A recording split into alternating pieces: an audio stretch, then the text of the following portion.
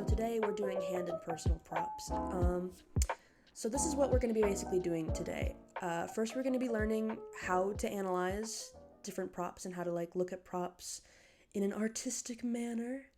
We're going to be looking at some examples that explain what I was talking about. I'm going to open the floor to questions if anybody has any.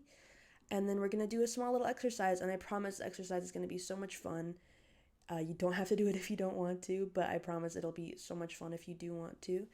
And if you have any questions that you didn't think of during the lesson, or that you didn't really feel like reaching out, please feel free to reach out to me after the lesson. I am totally fine. I am pretty much on Discord all the time, so I will try to get back to you as soon as possible. So we're going to start right away with analyzing. So this is basically like the different factors of props and how to keep in mind the mindfulness of making a prop, basically like what to keep in mind when you're designing a prop or when you're looking at a prop and trying to analyze it.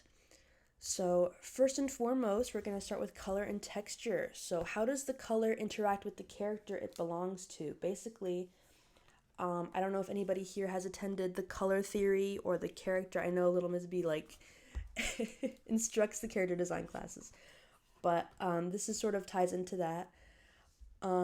Basically, look at the design and the palette of the character and how that influences the prop design, like the palette, the shape language of the character, basically like the mood, if they're a hero, a villain, like an NPC, someone who's, that sort of thing can influence how a prop is designed. For example, I don't know if you can see my mouse, but this helmet on the top right-hand corner right here, the design of it, it's very sharp. The shape language includes a lot of triangles, a lot of sharp points and edges. To me, this reads as sort of a villainous helmet or a bad guy helmet, including this armor down here right below it. It sort of reads as villainous or dangerous, that sort of reads. And on the contrast, this hammer right next to the set of armor, it's got a lot of round shapes and a lot of bright colors, and it sort of reads as, I don't know, maybe like a paladin's hammer or something like that. It reads more like a justice themed prop. So that's what that basically means, the color and the shape and everything like that. Secondly, the texture or material of the prop can also tell us how it functions. For example, pretty much all of these props on the side here are made of metal, and you can tell this because of the way it's rendered. Basically, like the shine on the sides right here, I can pretty much tell that this is made of iron, basically by the way it cracks, the scuff marks on it, the shine on the edges, and that really helps tell us what this thing is made out of, how old it is, stuff like that. Down here, down on the bottom row, in the middle, you can see actually that there's it looks like there's tusks coming out of this hammer-like thing, and the texture on that bone actually helps tell you that it's bone. It's less shiny than the metal next to it, but it still holds a little bit of that shine, and there's still dimples on the bone where, indents might have been made through attacking, that sort of thing. And finally, how does color affect the mood or the vibe of the prop? This is sort of what I was talking about earlier with this helmet up here. This helmet is super gray. It's pretty much one note. There's some sickly looking green in there, which also really tells me that it's sort of like a villainous prop, or that whoever owns it is sort of like the enemy or the bad guy, or just really awful. But this sword right here in the second row, the second sword in the second row, this pink one, this tells me that, maybe this sword belongs to a fantastical creature of some kind. You don't really see pink metals. So when I see this sword, I think of, maybe a fairy or an elf of some kind, not a traditional D&D elf, but a kid's show elf. I think of something very magical when I look at the sword. So color can definitely affect how a prop looks, or how a prop reads to the people looking at it. Hello everybody who just joined. We're just talking about texture and color with props and stuff. We just started literally 10 minutes ago, so don't worry about it. Next, in analyzing, we're going to be looking at shape language. I love shape language. If you've attended some of the other classes on the server, you might know quite a bit about shape language, but I'm going to do a quick run through. Basically, the shape language of the prop can affect the mood, of course. It can affect the usage of the prop. It can affect like where the prop was made. For instance, like looking at like World of Warcraft props. If you were to look at a lantern made in the orcish area of a World of Warcraft world, it might be, very angular, very sharp, very hostile looking. But if you were to look at maybe a lantern in a human part of the world, it would maybe be a little bit straighter, a little bit rounder, a little bit more friendly. And that's a great way to use shape language to define how a prop, like the mood of a prop or the usage of a prop or who uses the prop, and what shape can tell us about its function or purpose. So I pulled this picture. This is art by Emmett Green on ArtStation. This is a really great prop design. If you look at this furnace, it's pretty much all round shapes with some straight edges scattered through in. But what this tells me, this round shape actually tells me that this was handmade. So something with sharp edges or like really hard lines would probably like tell you that this was like forged, or it was created by a machine, or it's machinery of some sort. But this round sort of brick texture and shape language tells me that someone made this by hand. Like it's clay, they formed it by hand, and they built it by hand. And it creates this really friendly, really homey environment with the use of the circle shapes. And that definitely like influences the mood of the prop, where it comes from, stuff like that. And the cute little buns over here are so adorable. They tie in perfectly with like everything over here ties in perfectly with the furnaces. It's all like very thematic. Everything has a cat theme or like an animal theme of some sort. And obviously the shape language can affect the mood of the prop. With something so round like this, it looks very friendly. If it were to be more angular, more square, I think it would definitely look less friendly and a little bit more institutional, or a little bit more heavy duty than what this is. I imagine this is pretty small. But if it were to be square, I might imagine a little bit bigger because of just the shape language. Squares are usually seen as sturdier than circles. Circles are usually seen as quite friendly. If this was triangular, it might come off as a little hostile. Triangular shapes are often known to be like not villainous per se, but a little bit more sharp. They're used in a lot of villain designs. They're just a little bit more. This isn't a pun, but they're a little bit more edgy, which is great in some props, but I don't think it would work quite as well for this cute little cat furnace. So moving on to character, this is what I think is really fun. So what about a prop can help connect it to a character? So basically when I talk about the character of a prop, I'm talking about like little details in a prop that helps tell us about the character that owns it, or about the world that it's coming from. So if you look at this crate over here, this is by, I'm so sorry, Milena Vasyukova on ArtStation. You can see like a whole bunch of stickers all over this thing. This tells me this person is obviously into video games. They've got like, I forget what video game this comes from. I know it's from a video game, but I forget. They have like an Undertale dog. They have a Super Mario mushroom. They have like a Pac-Man ghost. This tells me that this person is probably young, probably definitely an artist, obviously, but probably, a student maybe, or very nerdy. Excuse my like outdated term, but that definitely tells me a lot about this character. And the little doodles on the inside, this is like a super innocuous detail, but the little doodles on the inside tells me that they kind of, I guess it's not like super concrete, but it tells me that they like what they're doing. They're not going to art because it's something they have to do. This is an artist who loves what they're doing and who loves decorating their little case. And that's basically what the second note is all about. How can a prop tell us about a character before we even see the character? So I get a lot of character from this prop. I can already visualize the character in my head just by looking at the prop. So that's a really, really good usage of detail and just small little, maybe insignificant at first, touches that add a lot to a prop and connect it to the character really well. And finally, how do the prop and character design interact? This prop here on the side is a very practical prop. It is something that is obviously going to be used all the time.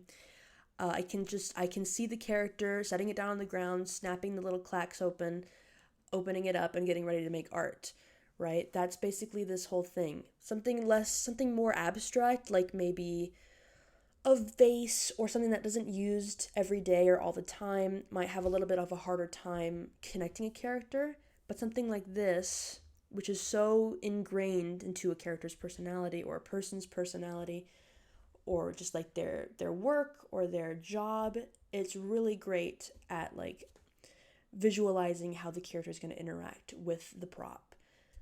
So finally, our last thing, I promise we're going to get into examples in just a moment. Let me know if I'm talking too fast. Also, I get really into things, but as long as we're all good, the last factor we're going to be looking at is detail. So basically, in the realm of animation, I know we're all looking to get into animation or an adjacent degree, maybe illustration. There's a big difference between prop design for illustration and prop design for animation. So what types of detail are good in regards to animation, not just in regards to 3D rendering or physical props. There's a lot of difference between designing props for animation and designing props for video games. So for animation, you have to be aware that this prop is going to be drawn over and over and over and over and over again at different angles. So you don't want to make it too detailed, or else it might look wonky when you draw it again, or you draw it again and you're like, oh God, I have to draw this chain, these tiny little chains over and over again, or I have to draw the same scratch marks over and over again. There's a very delicate balance between something that is adequately detailed for animation and something that is too detailed. So something like this is great. This little potion right here, this is great for video game design or for physical prop design. But something like this would be so difficult to draw over and over again for animation. Would it be shown like one time and like put in a character's bag? That's totally fine. It's like a super important prop that's only shown from a couple angles or only drawn a couple times. That's totally fine. But if this were something that a character used all the time or held in their hand and you had to draw it from different angles, it would be totally impractical. It would be so difficult. And just like if you were to send it to a keyframe animator or to a tween animator, they would just absolutely like despise you because it's so detailed. It's so difficult to draw. But again, for something like a painting or video game design, this would be fantastic. Because the model, like if you were to 3D model this, you won't have to draw it every time. You wouldn't have to make sure the details are right every time because you can just rotate it, you know? So it's like a totally different ball game between animation and 3D rendering. So that's basically covers the second question as well. Like if you can draw it over and over again without wanting to tear your hair out or without it looking wonky, then it's probably good. Too little detail can also be detrimental. So detail basically tells us how a prop works, right? Like I can tell that this glass here on this potion is pretty thick based on the way that it has like cuts and scuff marks in it and it's still holding together. I can tell that it's, the top part is used as the cork probably, and you can unscrew it or uncork it and stuff like that. That is detail that tells us how the prop works. So if you were to leave out details like that, it might be a little hard to tell what it actually is, which is also like, a problem in animation. If you just have like this blob your viewers aren't going to know what the blob is for, but you put a couple zippers on that blob and some arm straps, and they're like, oh, that blob is a backpack. I totally understand now. But we're going to go over a couple of examples that explain what I'm talking about here. So yeah, detail. Too much is infuriating and annoying. Too little is confusing. So do you get what I'm saying? It's basically like, it's a balancing act. It's really difficult to sort of learn how much detail is good and how much detail is bad. It's just something you have to learn through practice or through examination, and which is what we're going to do in just a moment. I'm going to talk about what I want you guys to keep in mind when analyzing and when drawing props. So basically, I want you to keep in mind that this prop, even if it's a two-dimensional drawing or a two-dimensional cartoon, two-dimensional animation, it is supposed to take up 3D space. This prop is basically, like, drawing a prop is an allusion to a 3D object. You have to keep in mind the planes of the object, the volume it takes up, the weight, everything like that. You got to keep it in mind when drawing a prop. Obviously, if you're drawing like a one-time thing and it's just like a doodle, then you don't have to keep all this in mind. Just have fun. But when designing for animation, this is something you have to keep in mind. Keep in mind the material, like we went over earlier. The material, the painting or the coloring of a prop can basically influence what material it's made of or what material it reads as. The texture of a prop, things like cracks in it or weathering or maybe like, I don't know, like polka dots. Like if you were to design, let's say, a leather bag, you'd have to really keep in mind the texture of leather for it to read as leather. So that's something, also, this is not written down here, but please, please, please, all the time, every day, when you are drawing something that's going to be a complete piece, please use a reference. Please. I know it's like, sometimes you just want to draw and that's totally fine. But if you are going to be creating something for animation or for a video game or for a piece you're creating, a comic, whatever, please look at references. It's going to help you so much. It's like literally invaluable.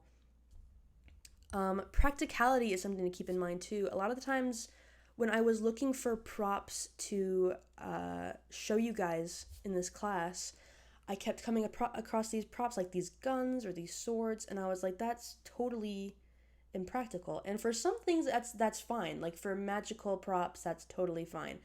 But for something like the artist's crate that we saw earlier, if you want it to be believable, which is the fifth thing I want you guys to keep in mind, if you want it to be believable, you have to keep it at least somewhat practical.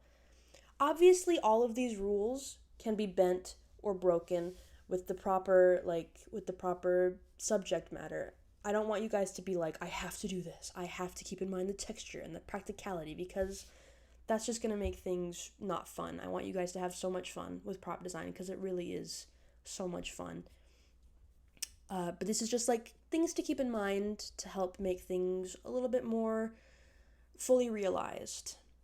And then on the left-hand side, I have a couple questions like to ask yourself while you're creating a prop. So things like, who uses this prop? That comes into like how heavy it is or how it's designed, like the artist's crate from earlier. Again, it was covered in these stickers and it was covered in little doodles that really explains like who uses it. It's an artist who loves video games, right?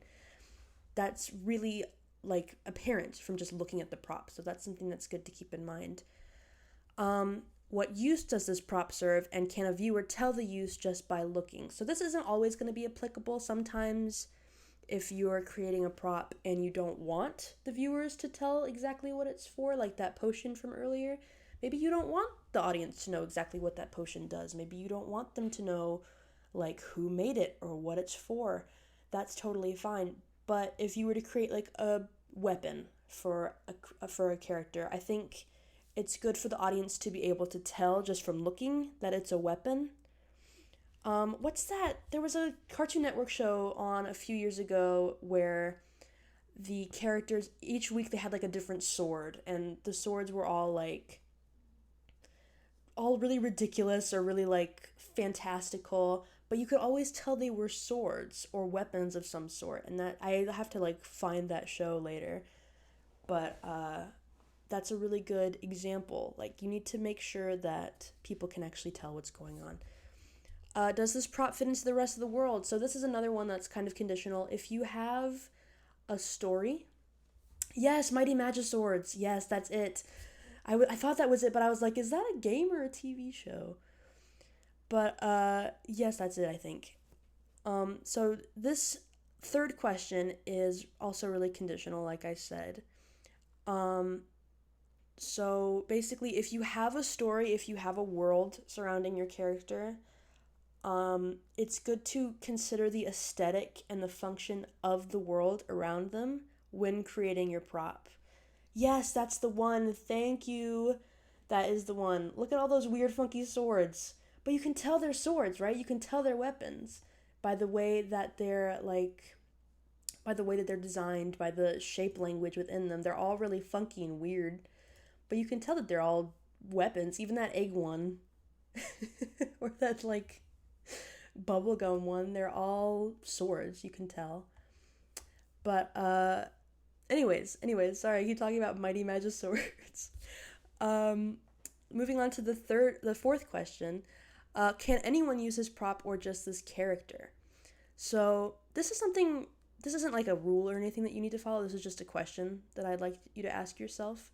Like, when looking at a character or an OC or something, keep in mind, like, is this prop specifically made for this character and can only they use it, or is it something that anybody could use if they picked it up? So this has to tie into more like magical uses, or like maybe keys. Like, if your character has a key that only unlocks this object and nobody else has that key, then only really they can use it. So it would be really tied to them. But otherwise, like if it's a spatula or something, that's a really random example, but if it was a spatula, uh, anybody can use a spatula, you know? So it'd be good to design it for, like, to make sure that it really reflects the character if you want only the character to be using it. So those are the things to keep in mind. If you guys, like, I'm gonna post this PowerPoint in the little folder that we keep all the recordings and stuff in. So if you guys want to go through this yourselves, just on your own, at your own pace, that's totally fine. So now we're going to move into examples. So this is the fun part. So first of all, we're going to be looking at Honey Lemon's Chem Purse from Big Hero 6. I love this purse so much. So just by looking at it, you can tell that it fits Honey Lemon's design. Actually have like her whole design right here on the next slide, but you can tell just by looking at the bag. It fits with her palette, it fits with her cutesy nature. It's a lot of round, like soft figures. It functionally ties into what Honey does, which I think she's a chemist. So the elements table on the front of her purse, like in the shape of a heart, it's so perfect. It ties in her job as well as her personality together. And just like the soft, like the round ammunition that it lets out is perfect for her. It's not, there's no hard edges. It's very soft and friendly, just like Honey Lemon. It's not overly detailed. I'm actually going to show you in the next slide a few drawings of the inside of the purse, which is really, really detailed.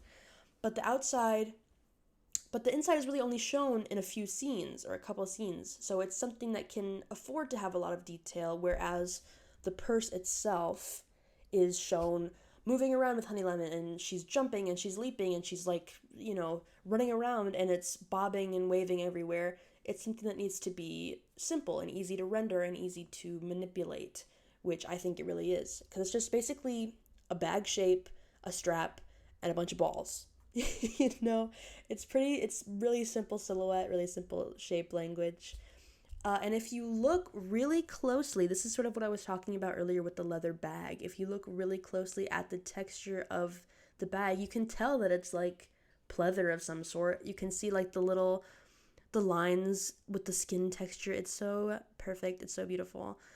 This is a great example of a simple, not overly simple prop that is used for personal purposes. So here I'm going to show you like the concept art of the bag and some interior, this is cut off, that's annoying. There's some interior like illustrations of what goes on within the bag. So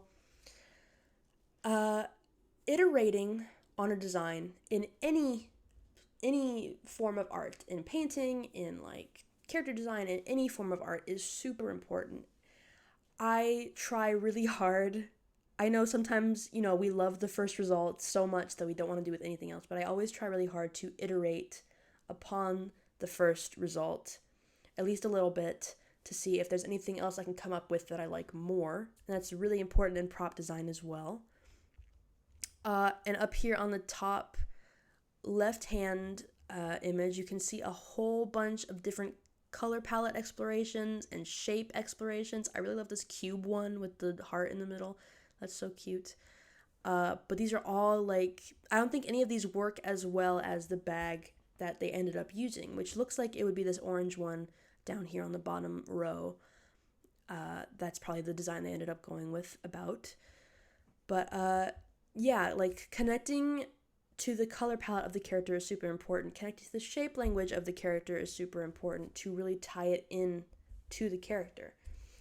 And looking at the next image, there's these drawings of the interior working of the purse, which is like super detailed. I don't know how well you guys can see. I couldn't get like huge resolution pictures of these images, but these pictures on the top right hand corner are super detailed. They're like crazy detailed, and they go into the function of the purse, like how exactly it works, like where everything goes. But you really only see the interior of the purse in, I think, 1 or 2 scenes in the whole movie. So it can afford to be super detailed because you only have to render it once or twice. You only have to really draw it once or twice. And that's where a large amount of detail comes in, where the outside of the purse has very little detail, or, comparably very little detail. So function sketches are also really fun. Just as an aside, function sketches are so much fun. They're really difficult because you have to think about like where exactly everything comes in, what everything does, why this is there, why that's there, But it can be really fun if you have an idea for something technical like this. Moving on, I don't know how many of you have played Slime Rancher, but I love Slime Rancher so much. I made this slide and I was like, I have to play Slime Rancher. But this is Bee's Backpack from Slime Rancher, this yellow piece of equipment right here. So first of all, I want to talk about how it contrasts the color of the main character design. Bee's got a little bit of yellow up around her, on her jacket and on her little handkerchief, but she's mostly like warm pinks and reds and oranges. And this prop, her backpack, has this really like saturated mustard yellow that I think not contrasts, but really sort of complements her design a lot. And the blue in the backpack actually helps tie into her design as well. So that's a really like innocuous detail that you might not think of right away, but it helps tie into the character. And I was actually going to show you guys a couple videos of the backpack working, but I couldn't figure out how to get them in PowerPoint.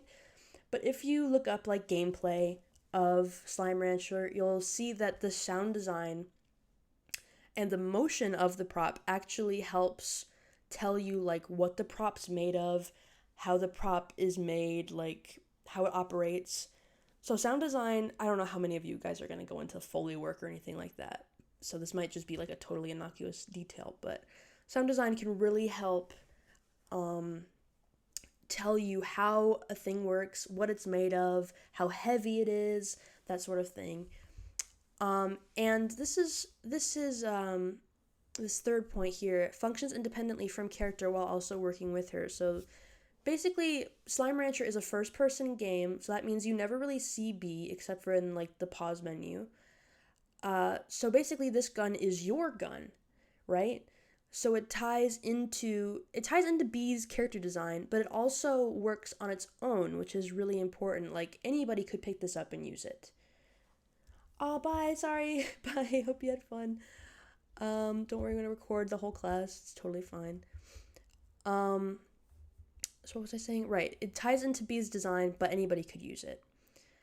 Um, basically, and then finally, the last two sort of tie into each other. Game design and game aesthetic is really important to designing like props that go into the game. So, like I was talking about earlier, if you have a world with your character, it's really important to design your prop around that world so it fits into that world. A lot of characters live in our world, right? Or like a variation of our world, something very realistic. So a lot of stuff can work. But with something like Slime Rancher, where you're basically on an alien planet, everything has to tie into the alien technology that's there, or the technology that was created to live there. So that really helps with like tying in the backpack to the rest of the world. And shape design, of course, oh my god, there's so many shapes going on, but mainly it's a lot of circles. It's a lot of circles and round, like, rounded edges. I can't see hardly any straight lines except for maybe like the line of the nozzle or like I don't know, everything's really round and it really illustrates how friendly the game is, how like the gun isn't used for shooting anything, it's used for picking up little creatures and like they're like fruits and stuff. It's used for picking up things and it's really those circles help tell you that this gun is not for murder or anything like that. It's not for violence. It's friendly. It's not something that's going to hurt you. It ties into B's friendliness. It's just something that's really like, friendly and cute to look at and it looks nice, It's not going to hurt you. This thing's not going to hurt you. So basically that goes into a lot of what we talked about earlier. Our next example, Steven's Cheeseburger Backpack from Steven Universe. I don't know too many people who are interested in animation who haven't seen Steven Universe, but if you haven't seen Steven Universe, this is that's like the third episode of the whole show. This backpack is introduced. So Steven himself is a very young boy. He's super like energetic, he's funny, he's weird, he's like, slightly. Right, no spoilers. I'm not spoiling anything. This is like from the first season, the first 3 episodes of the very first season. It's just a cheeseburger backpack. There's no spoilers. I think he has it throughout the whole show, but he only really uses it in this episode. So Steven at the beginning of the show is like this really sweet boy, a really sweet, funny, weird boy. And this backpack really ties into his personality. This is a funny, weird, cute backpack. And this is something, like we were talking about detail earlier, this is something that is not really that detailed. It's really only a few lines and like some sesame seeds. But the detail that is included tells us exactly what this thing is. Like the zippers and the little arm straps tell us exactly this is a backpack right away. This is totally a backpack. It's so adorable. I think he says in the episode that each layer of the burger is a pocket, which is so cute. And it's actually so functional and so easy to understand that they made it in real life. I think you can get it at like the Cartoon Network store or on Amazon. And it's just so adorable. Like, look at it. That's great prop design. Like I said, it's easy for the audience to understand right away what it is. And it's really easy to animate in different poses or different angles. Like, basically, this is just a circle with some lettuce poking out and some cheese poking out, like at different angles, and just a little bit of squish given to the bag to make it look like a bag, but it's really easy to draw, like from different angles, and there's this huge prop sheet right here. It's so great. Perfect for Steven, perfect for animation, perfect for real life creation. It's great.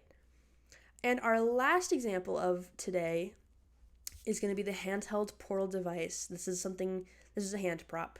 So this is like it's a gun, quote unquote. It fires portals. But basically, we're going to start one point at a time because I have a lot to say about the portal gun. So, like before, I was talking about how the prop should match the world aesthetic. This matches the world aesthetic. I don't know if any of you have ever played the Portal games, but if you look at the background of this first picture with our main character in it, it's all really sleek. It's all really gray. It's all really like, there's like glass and fiberglass and metal everywhere.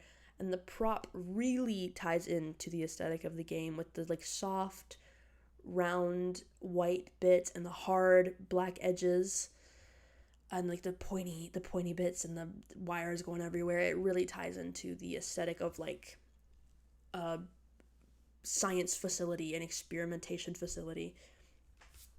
And the second point is that it contrasts the character's design. Now, when I say contrasts character design, I don't really mean what I meant with B, where the color contrasts. I mean the material and the shape and the vibe of the prop contrasts our main character here, Chell. So if you look at her right here in the orange jumpsuit, she's pretty much just like she's a human, you know? She's an average human. Her hair's in this messy, sort of untamed ponytail. She's got her sleeves rolled up, and I think in the full model she's got like her pants rolled up. She's sort of like messy, like she's, you know, she's been tramping around this facility, flinging herself through portals. She's gonna get a little scuffed up. And that really, really contrasts this hard, mechanical, like sharp machine that she's carrying. This machine wasn't really designed with human friendliness in mind. It wasn't really designed with like, you know, usability in mind. It's not a very user-friendly design, but it's designed to work, right? So that really contrasts our main character, who's just like this human who's just here with like, who doesn't know why she's here, but she's here. It's appropriate detail for the setting.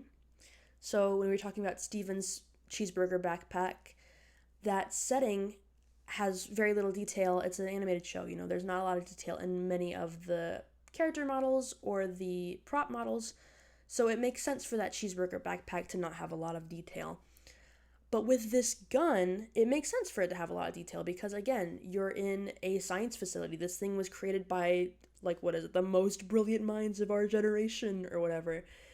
It's, you know, it's an incredibly complex device, so it makes sense that it would be really detailed.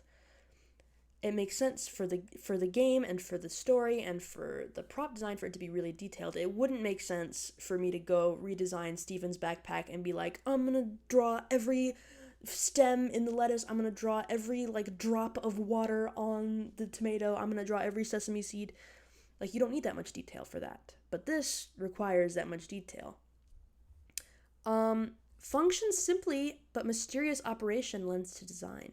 So basically, in the game, with this gun, you right click or you left click, and that's it. However, since this sort of technology is not really possible, or at least not possible right now, we really don't know how this thing works. It's implied that there's a scientific reason why this thing works, but it's never really explained to us. It's never explained why it works. We're only really told that it's dangerous to put it in high heats or to look in the firing end, which is basically true for every gun. But we have no idea how this works. But that mystery really lends to the character design and the prop design. Shell doesn't know how this thing works either. We don't know how this thing works, but it works, and we need to use it to get to our goal. It's like this mysterious sort of strange machine that we have no idea what it does, but, you know, we know how to use it.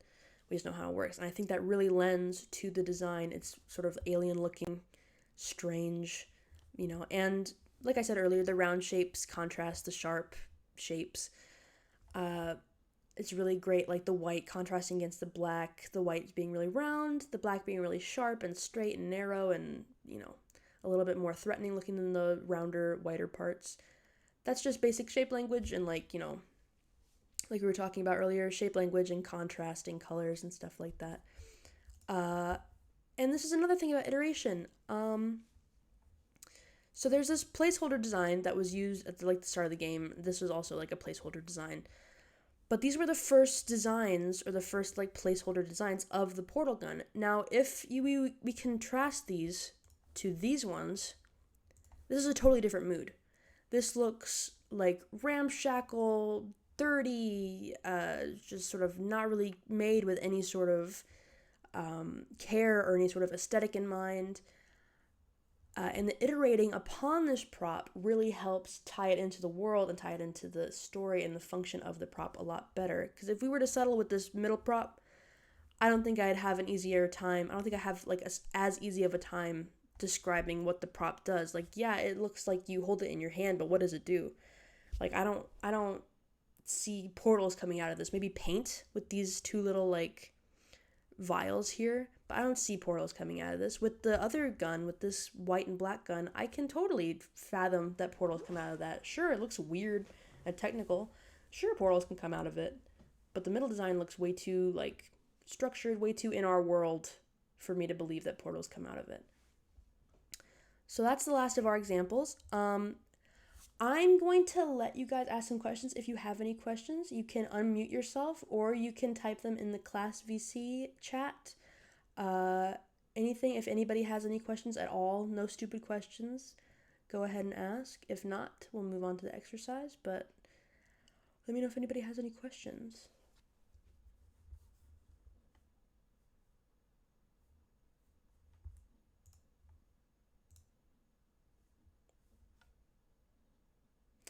All right, I guess there's no questions.